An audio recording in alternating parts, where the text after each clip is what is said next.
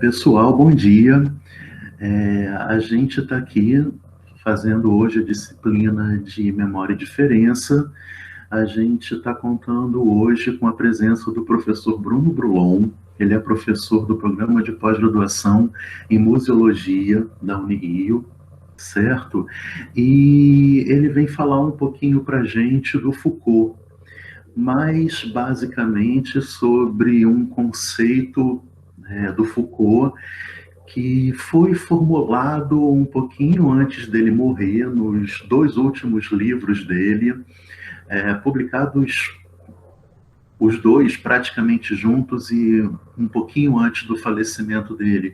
O conceito é o conceito de cuidado de si, e os livros são História da Sexualidade, volumes 2 e 3. Tá? Ele vai falar um pouquinho para a gente da ética grega, ele vai falar um pouco sobre como tratar da questão da diferença pelo viés da ética, tá? Enfim, uma proposta interessante que vai servir de diálogo para muitos dos projetos dos alunos inscritos nessa disciplina, certo? Bruno vai expor por meia hora o tema dele, ele é um tema, inclusive, que ele trabalhou muito na tese de doutorado dele, certo? E vou passar agora a palavra ao professor Bruno. Obrigado, Ricardo. Bom dia a todas e a todos. Eu espero que todos estejam me ouvindo bem, mas se tiver algum problema, me avisem, por favor. Primeiro, queria agradecer esse convite do professor Ricardo. Essa disciplina é uma disciplina sobre a qual nós conversamos um pouco no ano passado, ou início desse ano, né, Ricardo? Já não me lembro mais. Esse ano as temporalidades estão bastante confusas, mas já tem algum tempo que a gente conversou sobre a disciplina. Eu gostei muito da ideia, do convite de participar de uma disciplina sobre memória e diferença.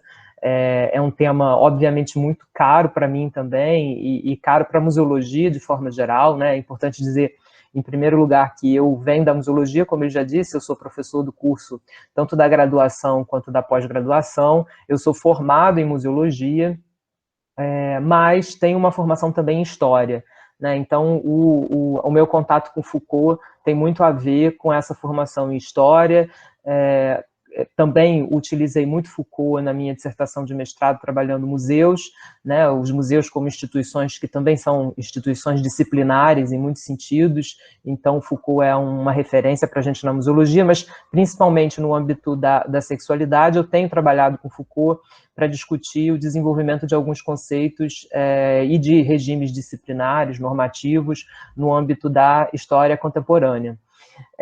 Então, para mim foi um convite muito oportuno poder falar um pouco sobre esse conceito de cuidado de si, mas acho que é muito importante, então, já desde um primeiro momento, deixar claro que eu não sou filósofo. Então, ainda que vocês já tenham, inclusive, visto o vídeo do Walter Ives, eu fiz esse dever de casa também, viu, Ricardo? Depois que você indicou aquele vídeo, achei ótimo ele falando sobre moral e ética e o conceito de cuidado de si nos gregos, que é fundamental pensar essa introdução filosófica dos termos, mas a minha perspectiva, o meu interesse nessa concepção do cuidado de si, dos gregos, que nos chega na contemporaneidade através de Foucault, é um interesse justamente para compreender alguns processos de normatização da sexualidade no mundo contemporâneo. Né? Depois que tive já uma estrada na museologia, eu resolvi fazer um segundo doutorado em História Contemporânea na UF, e é daí que vem o meu interesse na sexualidade, né? Particularmente nas relações de gênero, estudando masculinidade e sexualidade naquela passagem do século XIX para o século XX. Então, isso foi uma empreitada mais recente na minha carreira acadêmica e que me levou a me debruçar mais profundamente sobre Foucault, né? Principalmente sobre os 3 e 4 volumes agora da História da Sexualidade, em que eu estudei esse conceito de cuidado de si, particularmente para aplicar um pouco a minha tese, que era... Depois eu posso falar um pouco mais sobre ela, mas eu não vou me ater tanto, porque acho que senão a gente perde de vista o conceito, e essa é uma disciplina que tem um comprometimento teórico, que é algo que também me atrai nela.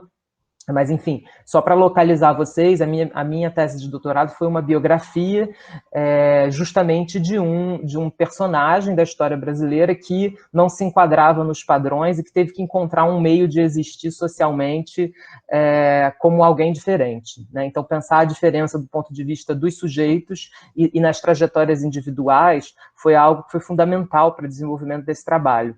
E aí, obviamente, Foucault entra como um autor, um dos autores utilizados, mas um autor que foi fundamental para a compreensão, para desenvolver essa discussão biográfica e pensar justamente a homossexualidade num momento em que a homossexualidade estava começando a ser colocada em discurso como em grande medida, como uma patologia, né? A homossexualidade, ela entra o termo é cunhado justamente nas teses médicas daquele final do século XIX, início do século XX, no caso no Brasil, mais especificamente no início do século XX, em que o termo vai se disseminar muito com um teor de patologia. Né? Então, a gente o Foucault vai ser muito utilizado justamente para a gente compreender como é que se constrói essa categoria de uma sexualidade anormal. Né? Eu sei que o Ricardo fala muito sobre isso, certamente vocês vão ouvir mais dessa discussão ao longo da disciplina, mas é só para vocês entenderem como é que eu cheguei nessa discussão do cuidado de si. Foi passando por uma necessidade de compreender as identidades individuais.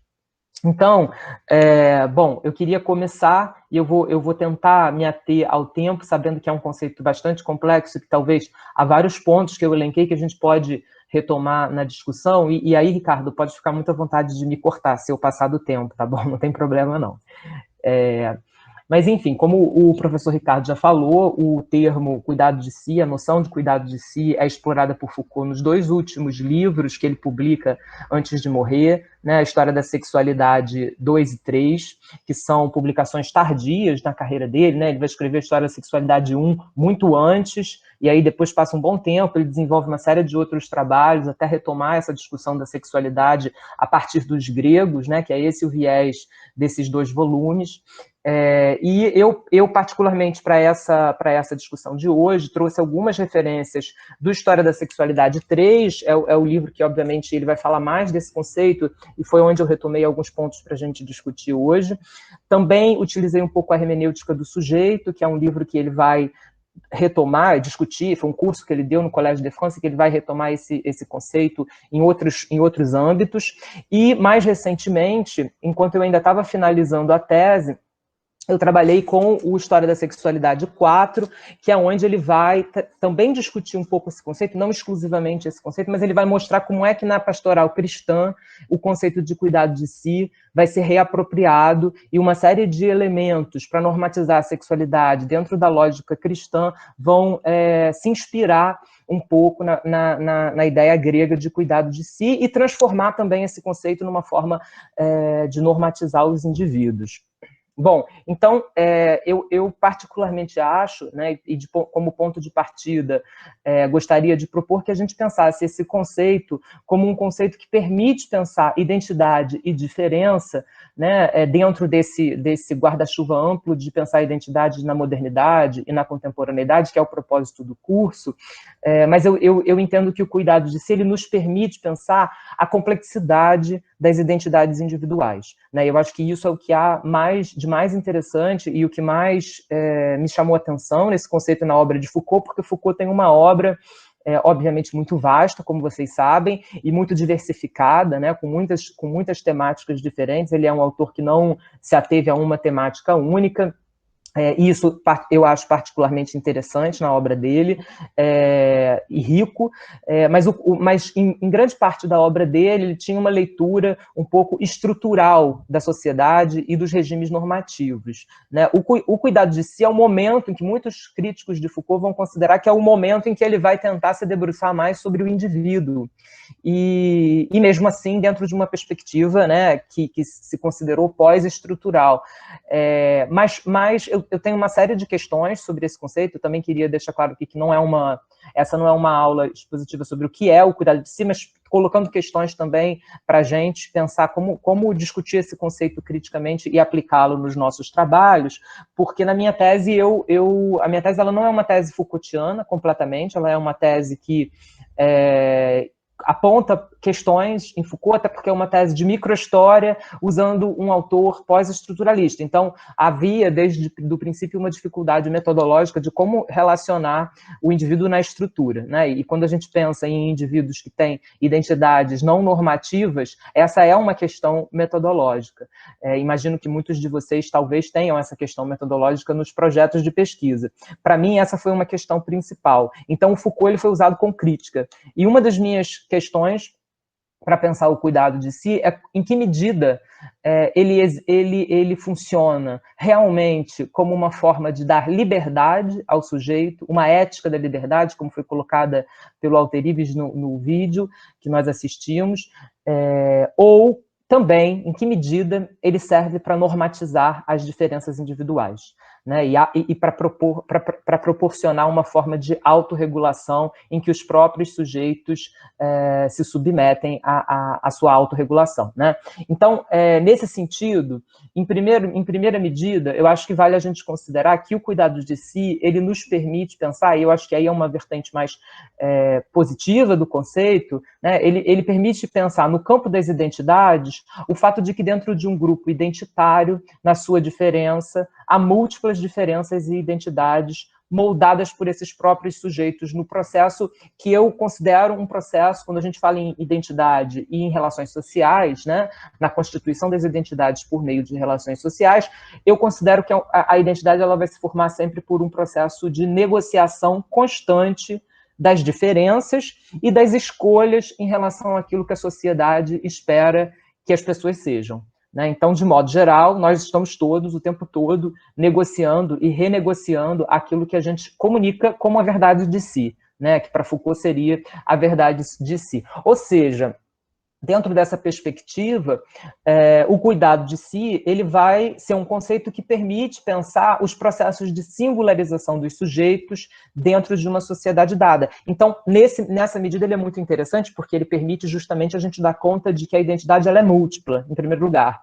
Né? Ela é múltipla, e quando eu digo que ela é negociada, isso quer dizer também que ela está o tempo todo sendo modificada. Né? Uma coisa que eu sei que o professor Ricardo já enunciou no início desse curso, né, tendo como um dos objetivos pensar que a identidade ela não é algo perene, algo estável ao longo do tempo, e tampouco é algo homogêneo aos grupos, quando a gente pensa em termos de grupos identitários. Então, por exemplo, quando a gente fala os homossexuais, né, hoje é muito complexo falar em os homossexuais, porque dentro dessa categoria de homossexualidade, muitas coisas entram, outras coisas ficam à margem, né? Então, mesmo quando a gente usa também a sigla LGBTI+, a gente também tem uma série de hierarquizações dentro desse grupo, dessa comunidade que se auto-intitula como unitária, né? Claro, se auto-intitula como unitária porque é necessário para a reafirmação social, é necessário para reivindicar direitos e políticas públicas, mas isso não quer dizer que dentro de um determinado grupo identitário, as identidades sejam homogêneas, sejam compartilhadas e não estejam o tempo todo se produzindo por meio de negociação e de fricção. Né? Então, eu acho que o conceito é potente nessa medida, mas, ao mesmo tempo, eu me pergunto em que medida também ele não reproduz sobre os sujeitos um poder disciplinar que faz com que eles, de alguma forma, correspondam a uma norma que é exterior. Né? Então, esse conflito, para mim, esse conceito de cuidado de si, ele o tempo todo passa por um conflito entre o interior dos indivíduos e o exterior, a sociedade, aquilo que a sociedade produz nos indivíduos. Né? Eu não preciso dizer para vocês que esse é um conflito que eu acredito que é muito presente na obra de Foucault, de um modo geral, né? Porque há uma preocupação permanente nos diversos temas que ele explora com a polícia, né? Ou seja, tudo aquilo que diz respeito ao controle da vida das pessoas em sociedade. Bom, então, obviamente que esse conceito, como já ficou muito bem explicitado na fala do Walter Ives, ele é um conceito que passa por uma compreensão na filosofia da relação entre ética e moral, e mais especificamente, né, de uma aproximação que os gregos vão fazer entre uma ética e uma estética. Né? Eu gosto muito quando o Walter Ives fala na discussão que ele levanta da vida como obra de arte. Né? Essa é um pouco a perspectiva que os gregos vão ter, né? E ele vai, inclusive, usar a metáfora de uma pedra bruta que é esculpida e que o sujeito se esculpe para tirar de si tudo aquilo que há de ruim, de sujo, né, de impróprio, para efetivamente dar forma à sua identidade. Essa metáfora, eu acho que é uma metáfora que poderia ficar com a gente ao longo dessa explanação, porque ela é muito potente para a gente pensar essas duas dimensões, né? Como é que, em certa medida, há uma liberdade do sujeito quando ele aprende a dominar os seus prazeres, dominar a si mesmo, né? Quando ele pratica a si mesmo em sociedade, mas, por outro lado, também há um processo de normatização, quando a gente limpa as sujeiras, como disse o Walter Ives, né? Quando a pedra deixa de ser bruta e você dá forma a ela, você está dando forma para um outro, né? Existe uma relação com o exterior e uma relação com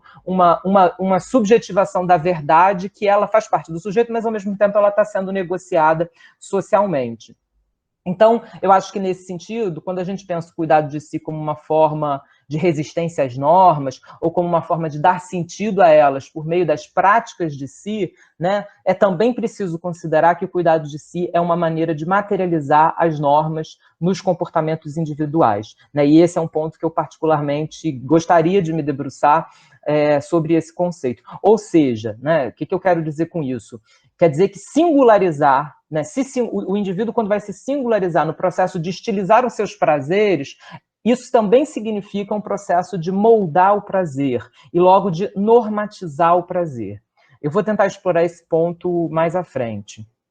Então, pensando o conceito na obra de Foucault, esse conceito ele tem origem na filosofia antiga, mas obviamente na história da sexualidade, como eu disse, ele vai se pautar principalmente na interpretação grega desse conceito, mas esse conceito vai ser retomado também no cristianismo a partir dos séculos 3 e 4. Né? Então, o Foucault vai, principalmente no Hermenêutica do Sujeito e depois na História da Sexualidade 4, explorar essa reapropriação do conceito no bojo do cristianismo e as suas diferentes perspectivas. Eu gosto de pensar também, né, algo que ajuda a gente a problematizar a noção de cuidado de si, o fato de que o termo utilizado em francês é le souci de soi, ou seja, tem um pouco também de uma preocupação sobre si, né? Não é só o cuidado, é uma preocupação, é se ver como um problema ético também, né? Não apenas se ver como algo que merece um cuidado, mas se ver como um problema ético, como algo que precisa ser conhecido, né? Quer dizer, o indivíduo se colocar no lugar de sujeito para si mesmo, para se autoconhecer, né? No Hermenêutica do Sujeito, ele vai falar muito disso do ponto de vista de um pensamento socrático do conhece-te a ti mesmo, né? Ele vai relacionar essas duas afirmações gregas. Bom, então eu considero que é importante, antes de adentrar mais a fundo no conceito, considerar que na análise da sexualidade dos sujeitos, Foucault vai se basear e vai distinguir 3 coisas fundamentais. Né? A primeira, ele considera a atitude individualista, né? Que ele vai dizer que é caracterizada pelo valor absoluto que se atribui ao indivíduo em sua singularidade, mas ao mesmo tempo na sua interdependência em relação ao grupo que ele pertence e, consequentemente, às instituições de que ele depende. Né? Então, essa seria a primeira ênfase que ele dá ao individualismo. Por outro lado, ele vai falar também de uma valorização da vida privada, né? Ele vai entender o indivíduo dentro de um processo de valorização da vida privada, da família, da casa, das formas de atividade doméstica e dos interesses patrimoniais. Né? E um terceiro aspecto, que é o que está mais diretamente relacionado ao cuidado de si, é a intensidade das relações consigo mesmo. Né? Ou seja, das formas nas quais, e aqui eu estou citando Foucault, se é chamado a tomar a si próprio como objeto de conhecimento e campo de ação para transformar-se, corrigir-se, purificar-se e promover a própria salvação. Essa é uma citação da Hermenêutica do Sujeito, em que ele vai falar dessa necessidade do sujeito se purificar, se corrigir para alcançar um tipo de salvação que depois vai ser interpretada como uma salvação religiosa, né, pelo cristianismo.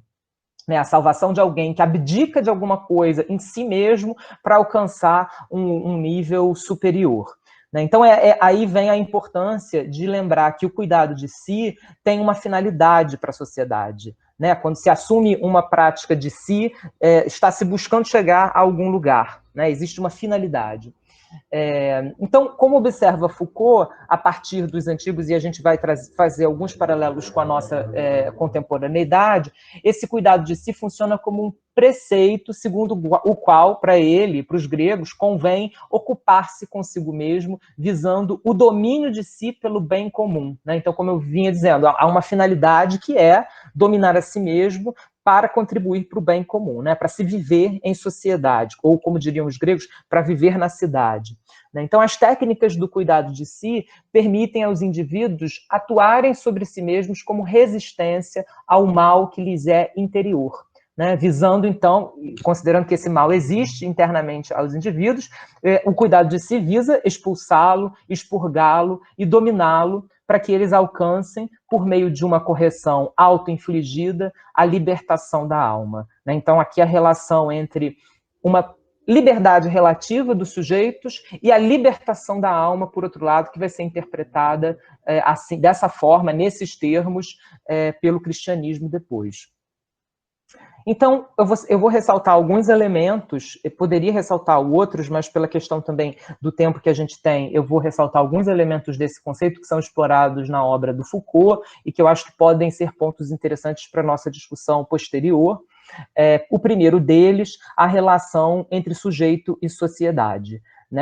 Quando o Foucault faz referência a essa ideia de uma cultura de si, ele entende que o princípio desse cuidado de si adquiriu um alcance bastante geral, e ele atravessa de forma, em muitos aspectos, o conhecimento do dito Ocidente como um preceito, que se aplica aos indivíduos que devem ocupar-se consigo mesmo. E ele vai dizer que esse preceito ele é um imperativo que circula entre numerosas doutrinas diferentes. Então, não existe um cuidado de si, isso é uma coisa importante também para dizer que não é um conceito entendido da mesma forma por todos os gregos. Foucault vai explorar diferentes visões desse conceito nas diferentes obras que ele analisou. E com algumas variações, com algumas semelhanças, mas com algumas variações. Mas, em linhas gerais, ele vai dizer que esse conceito ele tomou forma de uma atitude, na sociedade grega, de uma forma de se comportar. Ele impregnou formas de viver. Ele se desenvolveu em procedimentos, em práticas, em receitas, e mesmo deu origem a algumas instituições, as instituições em que as pessoas passavam a cuidar de si mesmas. Essa atividade que vai ser consagrada, vai fazer com que as pessoas se consagrem a si mesmas, segundo idealizadas pelos gregos, ela compreendia uma verdadeira prática social, ou seja, aquela relação também que o Walter Ibis falou no vídeo, de conhecimento e prática. Ele não estava, esse conhecimento de si, esse cuidado de si, ele não estava desvinculado de uma prática de si, que não era uma prática individual, embora fosse uma prática que permitisse ao sujeito regular-se a si mesmo, dominar-se a si mesmo, mas ele deveria dominar a si mesmo para se ajustar às normas, aos códigos e às instituições que normatizam o comportamento individual e que permitem com que o sujeito viva em sociedade.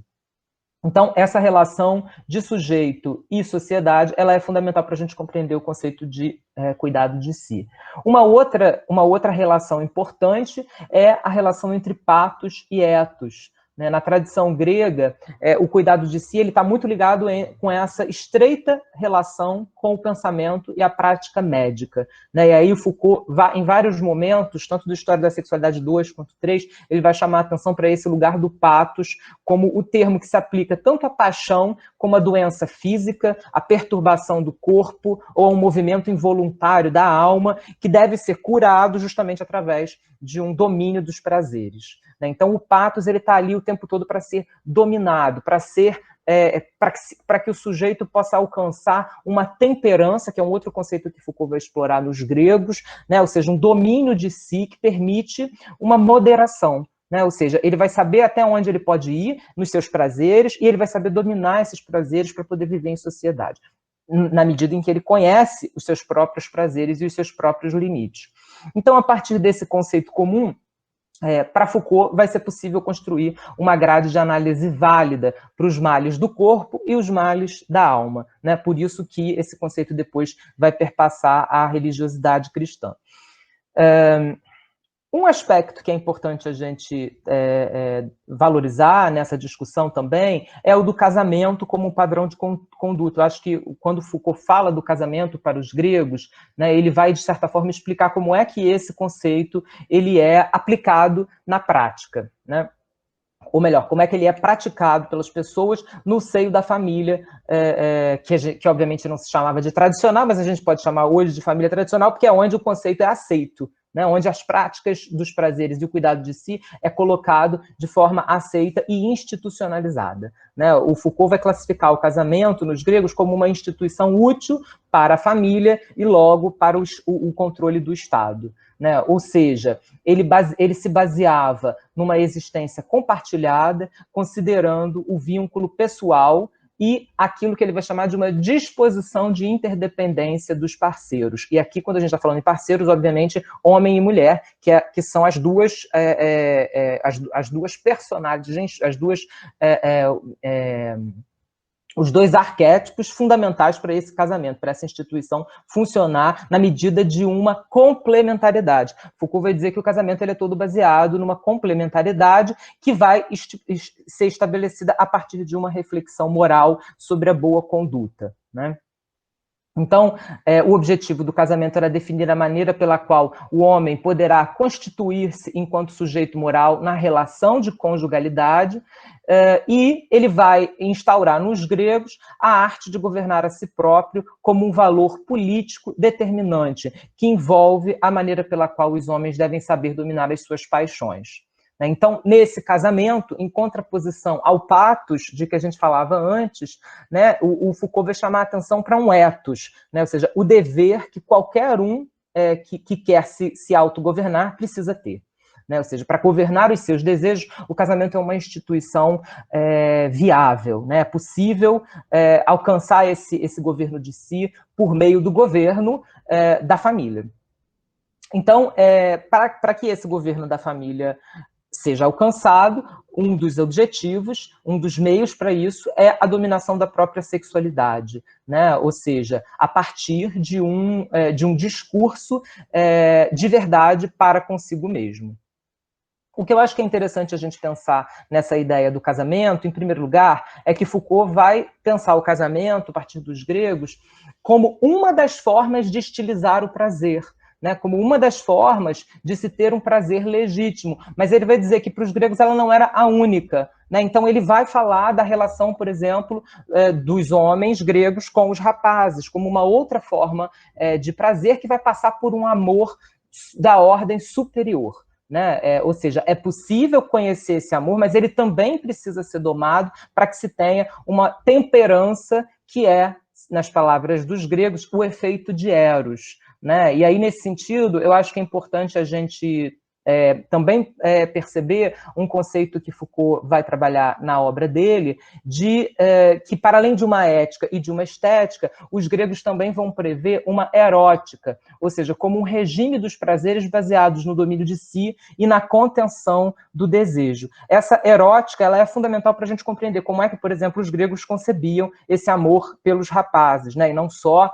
para além da relação matrimonial entre homem e mulher, né? Essa inspiração grega que vai desenvolver a arte da vida conjugal como uma vida superior, ou seja, ele não deixa de prever uma hierarquia, né? Foucault, em vários momentos, vai dizer que a própria relação homossexual, né, que não tinha esse termo na época, mas entre homens, ela vai, de certa forma, ter mais valor em determinados períodos e depois ela entra quase que numa desvalorização, mas o matrimônio se mantém como a forma mais legítima de se dominar os prazeres, mas não a única. Eu acho que é isso que é interessante entender, que o que ele chama a atenção dos gregos é que essa forma, ela é uma das formas humanas de estilizar o prazer, mas ela pode ser pensada como múltipla.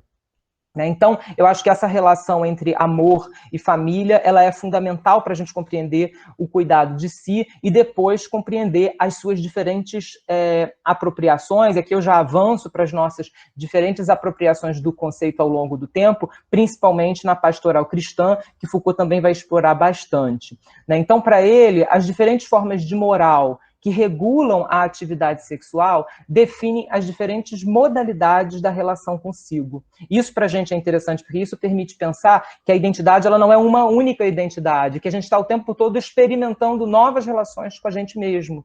Né? E isso faz com que a identidade se transforme ao longo do tempo por meio daquilo que ele vai chamar de um tipo de trabalho sobre si que implica a decifração da alma e a hermenêutica purificadora dos desejos. Um modo de realização da ética que tende à renúncia a si. Né? E essa renúncia a si é um ponto importante, porque quer dizer que, para a gente praticar o cuidado de si, não é uma liberdade plena que se alcança, mas é uma forma de pacificação do próprio sujeito, dos desejos, né, de dominação dos desejos. Né? E no ponto de vista da fé cristã, Foucault vai dizer que o que se pega do cristianismo, dessa filosofia antiga, é a interpretação desse alcance, dessa renúncia de si como um domínio dos desejos, por meio de uma conversão cristã. A ideia de conversão cristã, ela está totalmente ligada a esse cuidado de si, como uma metanoia, um termo que Foucault vai usar a partir dos gregos,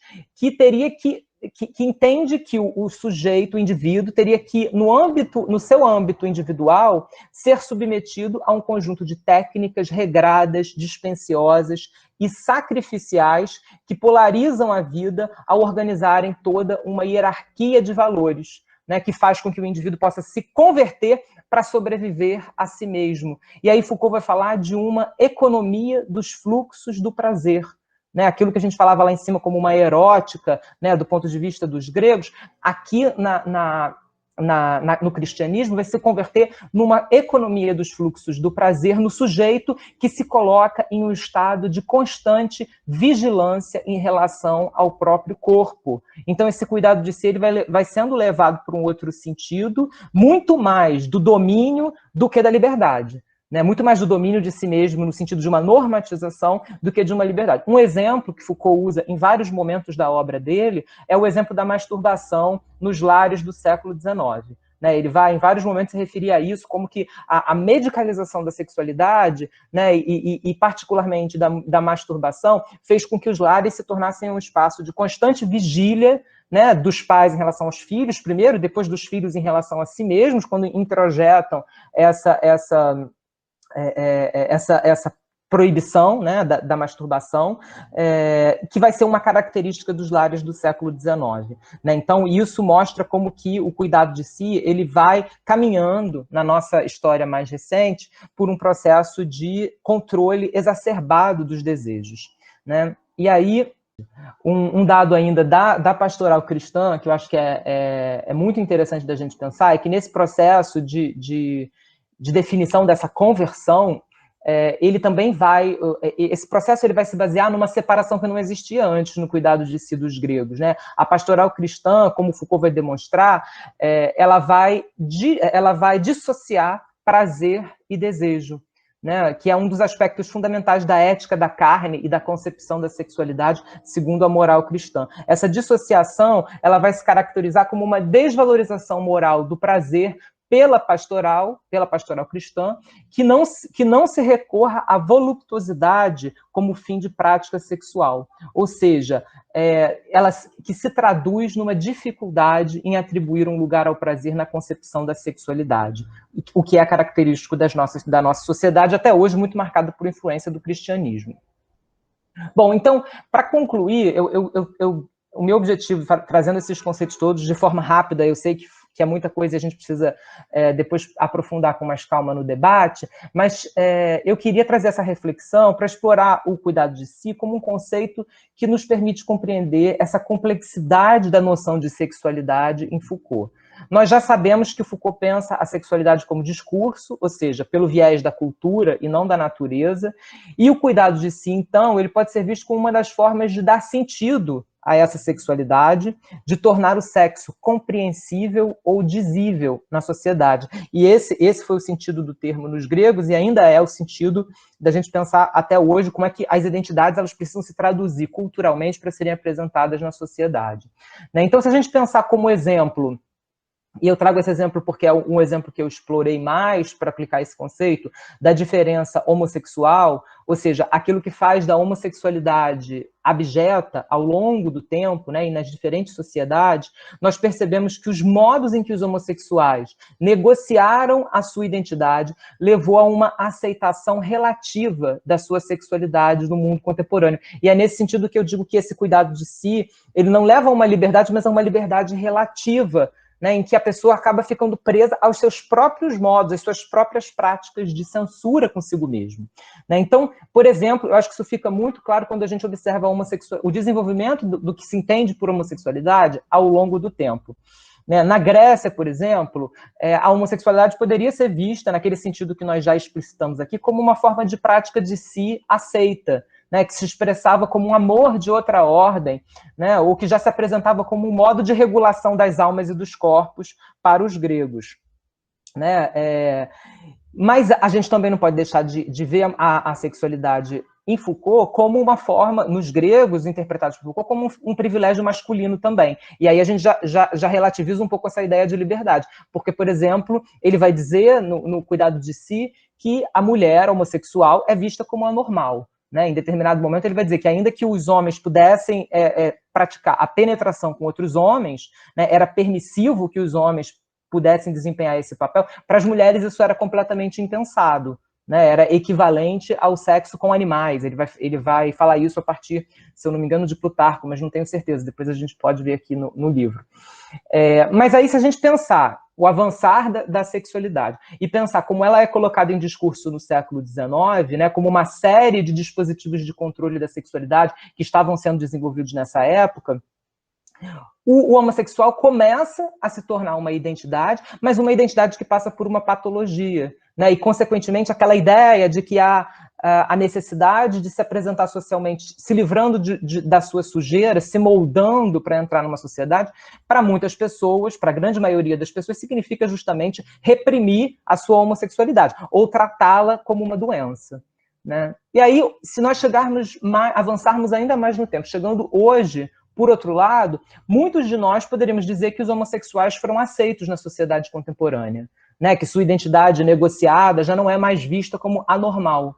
Os homossexuais, especificamente gays e lésbicas, e aí eu não estou falando da sigla toda, vocês vão entender por quê, eles se estilizaram para isso. Eles transformaram seu comportamento para serem aceitos. Né? Por exemplo, os homossexuais, gays e lésbicas, aderiram ao modelo de casamento previsto pelo Estado. E, de alguma forma, esse modelo ajuda a moldar a sua identidade para se tornar uma identidade aceita. Eles se subordinaram a uma estrutura heterossexual e, em grande medida, reproduzem esse padrão, né? Com padrões binários, com uma série de elementos do casamento heterossexual que são traduzidos na lógica dos casamentos homossexuais.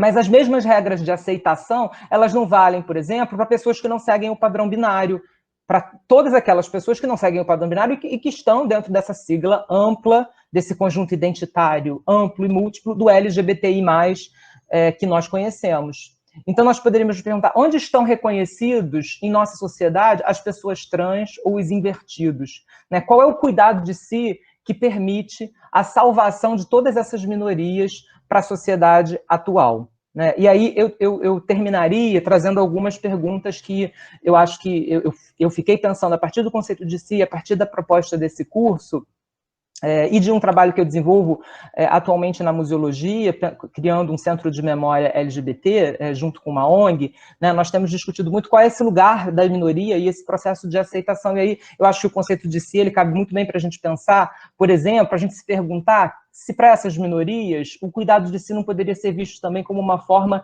de submetê-las a uma estrutura, negociando a sua ambiguidade, para que elas possam produzir a sua singularidade num regime dominante. Né? Nós estamos o tempo todo atravessados por esse regime, e essa negociação entre ética e moral, ou seja, entre as normas que o sujeito estabelece para si mesmo e as normas que a sociedade estabelece para os sujeitos, essa relação ela é uma relação de violências, ela é uma relação de fricções constantes. Né? Eu não vejo essa relação como uma relação pacífica que leva a uma liberdade que eu diria que até mesmo pode ser percebida como utópica se a gente tentar aplicar o conceito grego à nossa sociedade atual. Então, será que o cuidado de si também não leva a formas de liberdade e de identidades precárias, né? Uma ideia que eu acho que vocês vão explorar mais à frente com a Butler. Por último, como pensar o cuidado de si nas minorias dentro das minorias, em suas identidades que são ainda mais vulnerabilizadas, né? Então, se a gente pensar num conjunto de uma minoria, de uma diversidade, né, de um grupo que se caracteriza como diverso, dentro desse grupo há hierarquias, né? Como havia lá nos gregos as hierarquias, né? Os homens podiam praticar homossexualidade, as mulheres não. Hoje a gente tem homossexuais que são aceitos e homossexuais que não são aceitos, e há diversos motivos para isso, né? Então, eu acho que é nesse sentido que eu gostaria de problematizar e pensar de forma crítica o cuidado de si nas nossas sociedades atuais. Enfim, desculpa passar do tempo, Ricardo. Eu, mais uma vez, agradeço a oportunidade de estar pensando esse conceito com vocês e quero ouvir também um pouquinho sobre o que a gente pode discutir a partir dos projetos, né? Oi, Bruno, obrigado, tá? Foi ótimo. Não tem problema, passar do tempo, foram 5 minutinhos só que foram bem utilizados, não se preocupa com isso não, tá? Enfim, saiu, né? A gente estava programando essa aula há tanto tempo e assim, parece que por conta dessa pandemia que tem uns 5 anos que foi quando a gente verdade. se programou para dar essa aula, mas saiu. Né? Eu me lembro que nesse dia que a gente se encontrou, eu falei para você que eu achei o História da Sexualidade 3 um pouco reacionário, que eu tinha adorado amado um, adorado 2, mas que o 3, que ele fala sobre o cuidado de si, e todo mundo falou assim, quando você lê o cuidado de si, sua vida vai mudar, assim, e eu não gostei, né? Porque justamente eu tenho essa ambiguidade, eu tenho essa mesma ambiguidade que você tem em relação ao conceito, tá? Eu acho que por vezes o conceito de cuidado de si, ele leva a essa série de problemas, ele pode ser confundido com uma normatização de si, tá? Mas às vezes eu também acho ele uma coisa muito bacana, no sentido de que é esse o mundo que a gente tem, tá? E é a partir daí que a gente pode fazer alguma coisa. E eu acho que você trouxe esse conflito de um modo bacana. Eu tenho me tentado ao máximo pensar por esse segundo viés. Eu acho que, por exemplo, há um cuidado, por exemplo, do movimento homossexual em tentar questionar a heterossexualidade através de mas na Grécia era liberado. Você próprio disse, não era. Né? Então, assim, eu acho que há o cuidado da gente abandonar utopias para tentar fazer uma coisa visível. Um argumento feminista recorrente. Mas nas sociedades primitivas havia um matriarcado. Assim, como? Né? Como que havia matriarcado? Era uma outra questão, era uma outra sociedade, era um outro modo de vida. Então, assim, é utópico você querer resgatar um matriarcado em meio a essa sociedade patriarcal. Então, eu pensei um pouco, eu penso um pouco nisso, sabe? Eu acho que a gente precisa se cuidar, né? E tentar viver nessa sociedade, e as mudanças vão acontecendo. Eu fico oscilando, tá? Eu acho que é um conceito um pouco ambíguo, eu acho que é um conceito que você trouxe bem essa ambiguidade, tá? Eu particularmente gosto muito de trabalhar a ideia de temperança. Assim, vamos cuidar dos nossos excessos, vamos tentar cuidar de nós mesmos, tá? E pensar fora de utopias e pensar numa mudança social plausível para o tempo que a gente tem hoje, sem sonhar com coisas muito para além disso. É isso, como eu tinha falado com vocês, a partir dessa aula do Bruno, o nosso curso vai entrar como que num segundo módulo, né? De modo que as 3 aulas anteriores a gente trabalhou o conceito de identidade, o conceito de diferenças, tá? E eu chamei o Bruno bem de propósito para abrir esse terceiro módulo, que é agora a possibilidade de como diferenciar-se, né? Como a gente vai, como esses movimentos ditos minoritários, ditos identitários podem diferenciar-se. A partir do Foucault, a gente vai ter Butler, a gente vai ter Bembe, a gente vai ter uma série de autores que, de certo modo, Butler, num nível muito maior, dialoga com o Foucault do que o Bembe, mas assim, um guia para as próximas aulas, tá? Obrigado, Bruno, valeu, foi bacana. Vamos ouvir agora o que o pessoal tem a dizer. Como combinado, a gravação vai ser encerrada para vocês ficarem à vontade para fazer suas perguntas sem aparecer na gravação. Tá certo? Só para deixar registrado, então, a aula que vem é Butler, problemas de gênero, tá? Vamos lá, vou encerrar aqui então.